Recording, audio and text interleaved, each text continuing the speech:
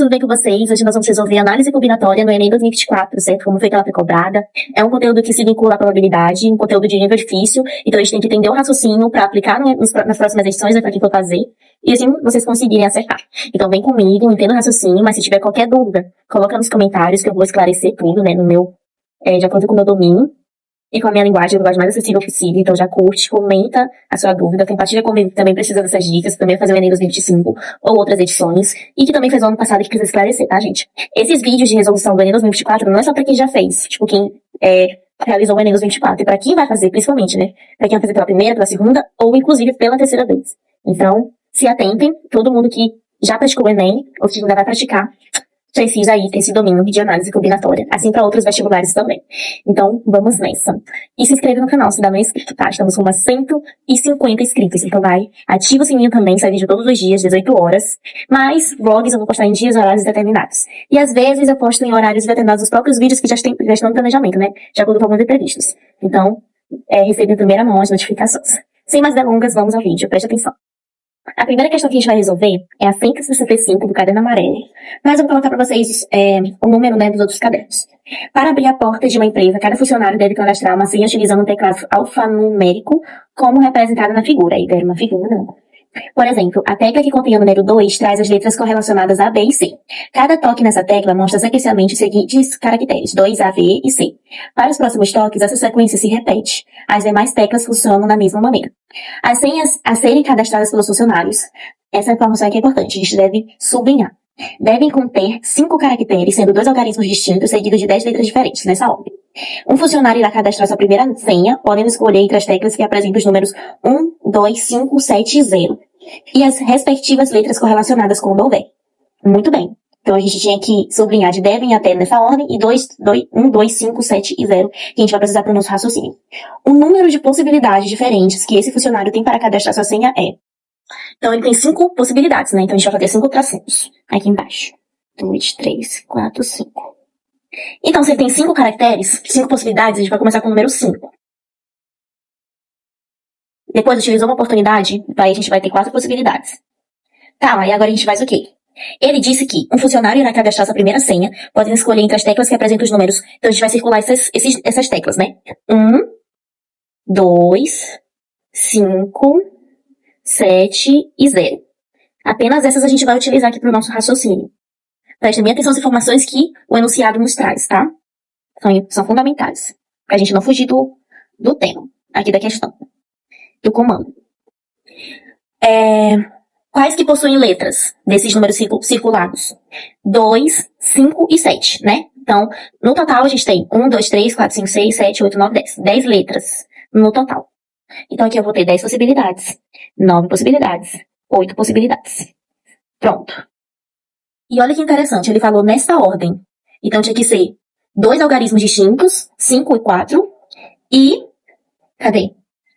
E 3 letras diferentes, 10, 9 e 8. Lembra, esse 10 vem de 10 letras no total, que é a junção dos números 2, 5 e 7. Aqui o 2 tem 3 letras, o 5 tem 3 letras e o 7 tem 4 letras, juntando tudo dá 10 no total. Então a gente vai ter 10 oportunidades depois do 5 e do 4, certo? Então 10, 9 e 8 representam letras, o 5 e 4 representam algarismos numéricos, certo? Então a gente seguiu aqui o raciocínio dele. Tinha que conter 5 caracteres, sendo 2 algarismos distintos, 5 e 4, seguidos de 3 letras diferentes nessa ordem, 10, 9 e 8. Então, 2 algarismos primeiros e depois 3 letras distintas. Isso aqui vai dar o quê? Essa multiplicação. 5 vezes 4, 20, 9 vezes 8, 72. 72 vezes 20 dá 1440, né? Mais um 0, que é do 10 aqui. Aqui fica 14.400. Resposta correta, letra B.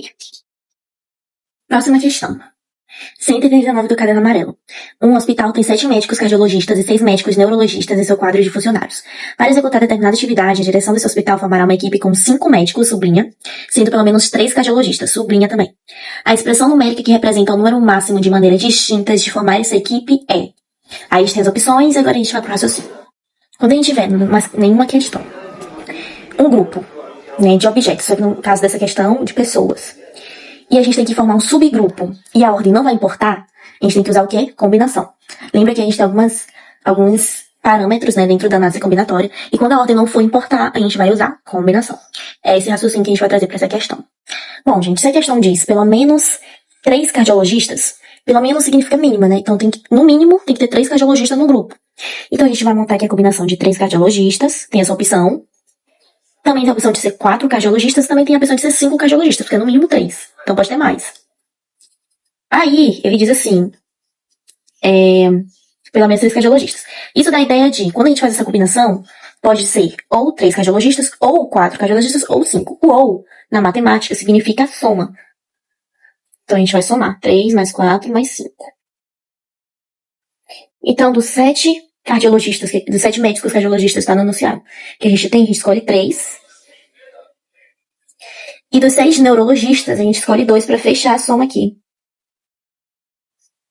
Já que são 5 médicos, então 3 mais 2, 5. Ou a gente pode usar 7. De 7, a gente usa 4. A gente escolhe 4 médicos, né, cardiologistas.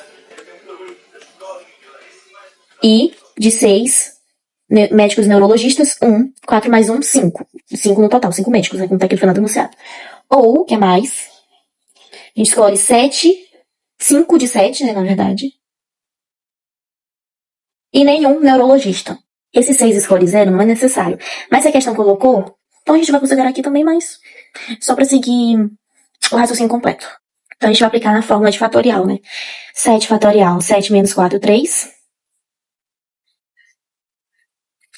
6 menos 2, 4. 7 menos 3, 4. 6 menos 1, 5. 7 menos 5, 2. 6 menos 6, 0, né? Esse raciocínio a gente encontra formadinho na letra E, que é o cálculo de fatorial de combinação. Para fazer as questões de análise combinatória, a gente precisa dominar os cálculos, né? As fórmulas, como é o raciocínio. Então, tudo isso vocês precisam estudar. Tem uma videoaula aqui no meu canal de análise combinatória sobre permutação simples, que é um outro raciocínio de análise combinatória que também cai muito no Enem. Já já a gente vai ver uma questão sobre. Então, vão lá, assiste, tira todas as suas dúvidas e volta pra cá e rever olha, né, a questão que tratar de permutação mais pra frente aqui nesse vídeo, certo? Eu vou gravar também de combinação, os outros raciocínios eu vou deixar uma videoaula completa. Na verdade, acho que eu vou dividir, né? Já que tem permutação, aí eu vou fazer dos outros raciocínios de análise combinatória pra ficar completa aqui no canal pra vocês assistirem e assim gabaritar essas questões no Enem, em outros vestibulares e na vida. Bom, meu povo, só teve essas 2 questões de análise combinatória identificadas no ano 2024. Achei que tinha permutação, mas enfim. É porque eu vi em outras edições. Eu já corrigi 2022 e 2023, então eu devo confundir. Mas agora a gente vai corrigir as questões de probabilidade, tá? Nessa videoaula, a gente vai corrigir as questões de análise combinatória que a gente já fez nas 2 questões iniciais e probabilidade no Enem 2024. Como matemática é uma área completa no Enem, né, como ciência da natureza, que é dividida em 3, física, química e biologia, a gente vai dividir por conteúdo, por módulo, tá? Como análise combinatória e probabilidade é a mesma área, assim, o mesmo módulo praticamente, eu juntei nessa videoaula. Mas a gente vai ter diferenciação de matemática básica, de geometria, estatística, certo? Logaritmo, cada conteúdo uma videoaula. Aí eu junto as questões, aí eu vou juntando os conteúdos que se parecem, como análise combinatória e probabilidade, pra não ficar vários módulos assim, vários vídeos de matemática, porque ainda tem muita coisa pra gente colocar aqui no meu canal, tá? Pra eu colocar aqui no meu canal, pra eu gravar e mostrar pra vocês até o Enem, pra vocês irem realmente preparados. Então eu vou dividir assim, juntando os conteúdos que se aproximam, pra vocês assistirem as questões, a resolução das questões e não se perder. Eu queria fazer um completo e dividir apenas em 2 partes, mas a verdade é que vocês ficaram totalmente perdidos, né? Principalmente pra quem vai fazer pela primeira vez, pra quem realmente se separar em conteúdos mesmo. Então vamos à primeira questão de probabilidade, diz o seguinte. A 149 do caderno amarelo, mas seguindo de ordem aleatória mesmo. A criptografia refere-se à construção e análise de protocolos que impedem terceiros de lerem mensagens privadas. Júlio César, imperador romano, utilizava um código para proteger as mensagens enviadas a seus generais. Envolve até humanas, né? Muito legal essas questões do Enem. Assim, se a mensagem caísse em mãos inimigas, a informação não poderia ser compreendida. Nesse código, cada letra do alfabeto era substituída pela letra 3 posições à frente. Ou seja, o A era substituído pelo D, né? B, C, D. E o B pelo E, C, D, E. E o C pelo F. C, D, E, F. F, né? C, E, F, isso. E assim sucessivamente. Qualquer código que tenha um padrão de substituição de letras como descrito é considerado uma cifra de César ou um código de César. Note que para decifrar uma cifra de César, basta descobrir por qual letra o A foi substituído, pois isso define todas as demais substituições a serem feitas. Uma mensagem em um alfabeto de 26 letras foi codificada usando uma cifra de César. Considera a probabilidade de se descobrir aleatoriamente o padrão utilizado nessa codificação. E que uma tentativa frustrada deverá ser eliminada nas tentativas seguintes. A probabilidade, quando a gente olha essa palavrinha aqui, deixa essas questões por último, tá?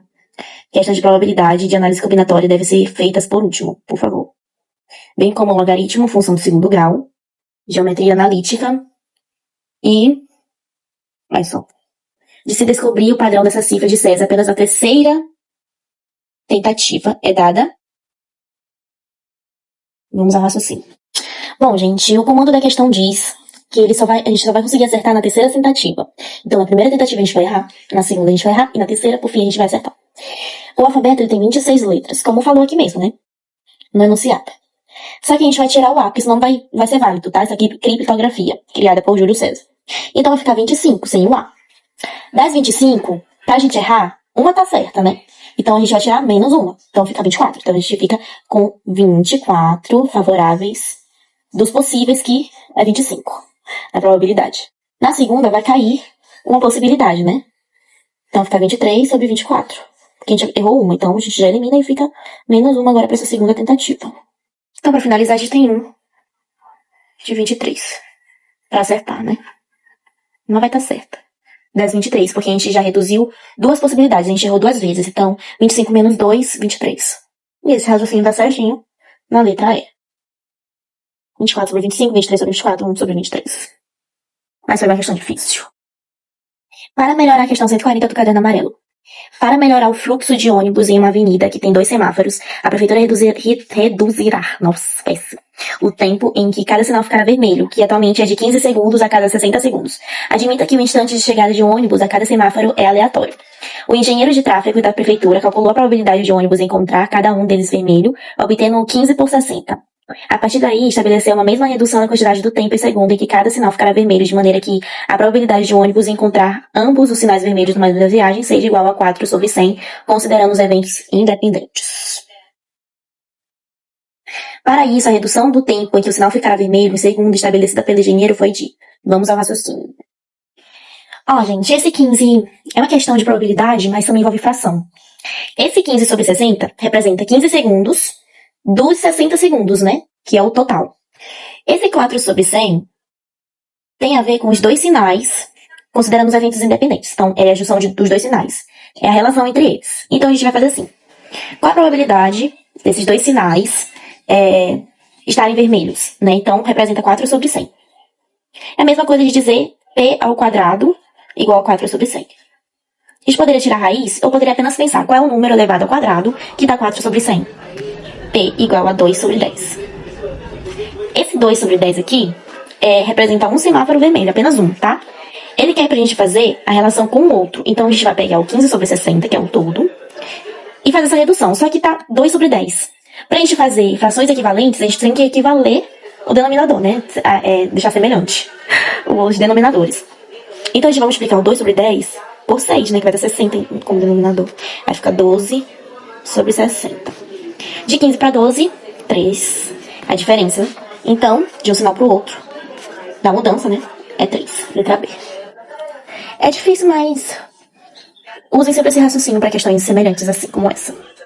Então, meus amores, a gente finaliza aqui essa videoaula sobre análise combinatória e probabilidade no Enem 2024. Resolvemos 4, né? Acho que foi 4 questõezinhas aí dos conteúdos mais difíceis da prova de matemática do Exame Nacional do Ensino Médio. Mas não é porque é difícil que você vai deixar de responder, né? Por isso que eu tô trazendo aqui esses raciocínios para vocês aplicarem. Continuem treinando. Na próxima, eu não sei qual é o conteúdo que eu vou abordar amanhã. Eu vou deixar em ordem mesmo. Eu tava pensando em intercalar, né? Colocar outras coisas, assim, porque são 2 dias de Enem. Aqui no YouTube, é domingo e segunda. Então, tipo, domingo um conteúdo, tipo, resolução do Enem 2024, até a gente finalizar. E segunda, outra coisa. Mas, pensando melhor, pra gente logo adiantar, eu vou postar logo um atrás do outro, né? Então, amanhã a gente tem mais resolução de matemática até a gente concluir. Depois a gente vai para ciências humanas e vamos finalizar em linguagens, certo? Vai ser rápido, vai dar certo. Aí amanhã eu vou organizar aqui para ver quais conteúdos se parecem, né? Eu vou agrupar para trazer aqui para vocês, como eu fiz com análise combinatória e probabilidade. Mas são conteúdos difíceis, né, que eu vou agrupar amanhã. No caso, assim, geometria analítica tem a ver com... Já que é geometria, tem a ver com geometria espacial e geometria plana. Então acho que eu vou juntar as três. Só que não sei se é amanhã, né? Vou pensar. Função do segundo grau, que também é difícil, parece com função do primeiro grau, né? Então eu vou agrupar. E função exponencial também, função logarítmica também. Vou agrupar tudo em uma aula. Então eu vou agrupando, eu vou organizando. Mas é isso. Amanhã a gente vê qual é o conteúdo que eu vou postar aqui de matemática. Não vai dar certo. Até amanhã.